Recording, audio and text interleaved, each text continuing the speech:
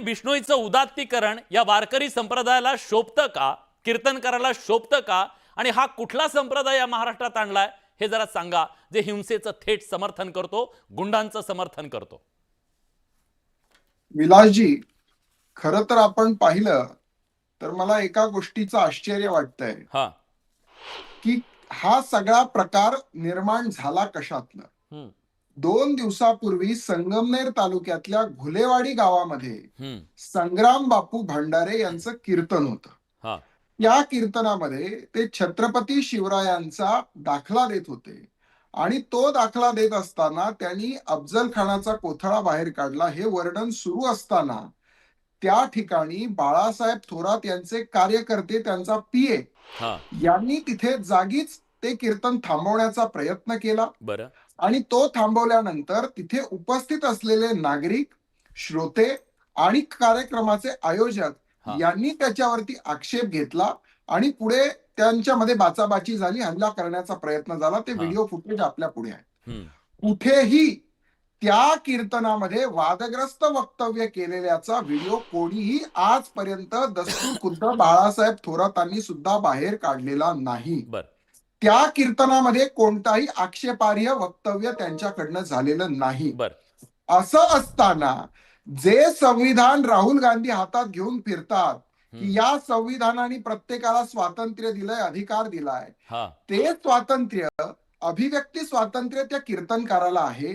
त्या कीर्तनकाराला तिथल्या आयोजकांनी निमंत्रित केलेलं होतं आणि कीर्तनामध्ये कोणताही वादग्रस्त विषय नसताना तिथे जाणीवपूर्वक काहीतरी आकस धरून बाळासाहेब थोरातांच्या कार्यकर्त्यांनी कीर्तनामध्ये धुडगूस घातला, गोंधळ घातला, हल्ला करण्याचा प्रयत्न केला. या संपूर्ण घटनेवर आणि प्रक्रियेवर आमचा आक्षेप आहे.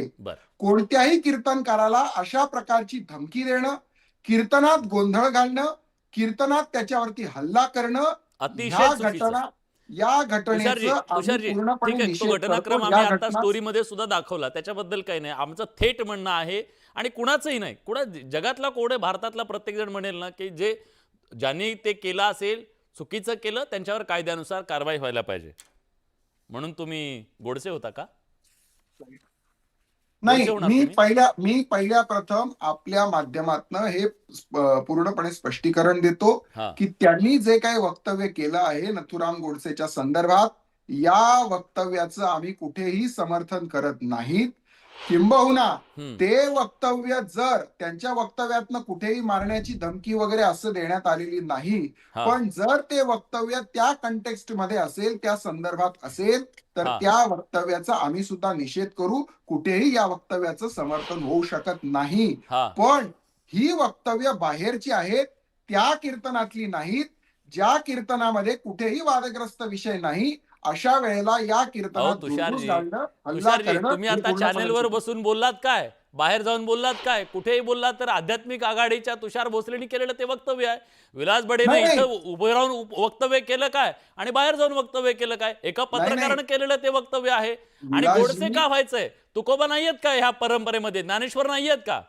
विलासजी, ते वक्तव्य त्यांच्या त्या घटनेच्या नंतर आलंय. मी आपल्याला कधी करू देत ना. नाही, मला काय म्हणायचं, तुकोबांच्या गाथा बुडवल्या का? तुकोबांनी काय बघतो म्हणाले का? तो प्रश्न आपण त्यांना विचारा. मी त्यांना विचारतो. एक मिनिट, महाराष्ट्राला हे सांगतो, हे जे संग्राम बापू आहेत बघा, ते किती वेगळेपण आहे. ते बापू पण म्हणून घेतात स्वतःला, त्यांना गोडसे व्हायचंय. पण या बापूंना आज चर्चेत येण्यासाठी आम्ही बोलवलं. त्यांची जी काही बाजू असेल ती बाजू, अभिव्यक्ती स्वातंत्र्य आहे आपल्या इथं, त्यांची बाजू मांडावी हे त्यांना विनंती केली. पण ते आलेले नाहीयेत. दिवसभर त्यांना विनंती केली होती, ते येतो म्हणाले पण नाही आले. ठीक आहे, तो त्यांचा वैयक्तिक प्रश्न आहे.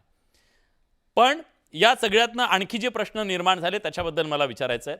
हनुमंत पवारजी, महाराष्ट्रामध्ये समजा अभिव्यक्ती स्वातंत्र्य आहे, ठीक आहे, त्यांनी काय चुकीचं केलं असेल, वक्तव्य चुकीचं केलं असेल, काय असेल, तर त्याच्याबद्दलचा गुन्हा आपण नोंदवू शकतो आणि त्याच्याबद्दलचा आक्षेप जो आहे तो नोंदवू शकतो.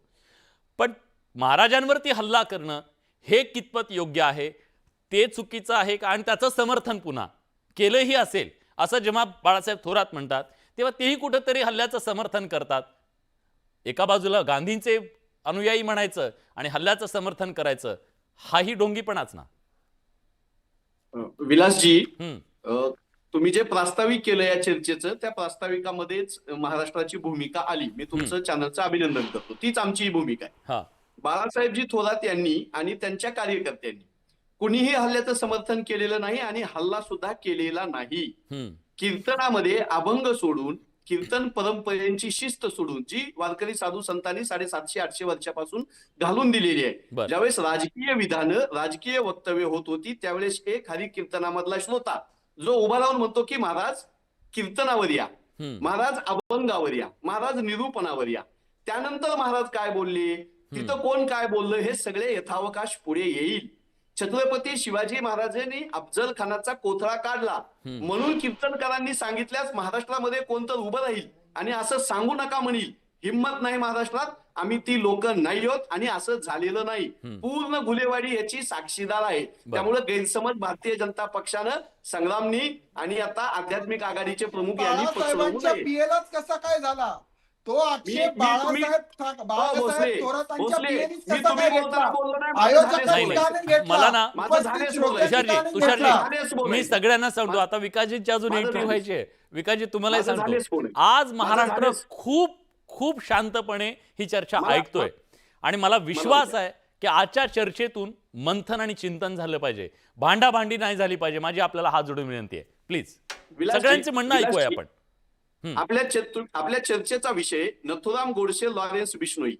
का बरं संग्राम भंडारेंच्या तोंडात नथुरामचं नाव येतं? त्याला ऐतिहासिक कारण आहेत. आणि काँग्रेसच्याच माणसाला भांडताना का बरं येतं? आदरणीय बाळासाहेबजी थोरात यांच्याच मतदारसंघामध्ये जाऊन हिंसक भाषा करणं, राजकीय बोलणं, विशिष्ट पक्षाचा अजेंडा राबवणं का येतं? ती ऐतिहासिक पार्श्वभूमी मला 1 मिनिटामध्ये विशद करू द्या. पापाची वासना नको जाऊ डोळा, त्याहुनी आंधळा बरा मी. निंदेचे श्रेवण नको माझे कानी, त्याहुनी बहिरा बराच मी.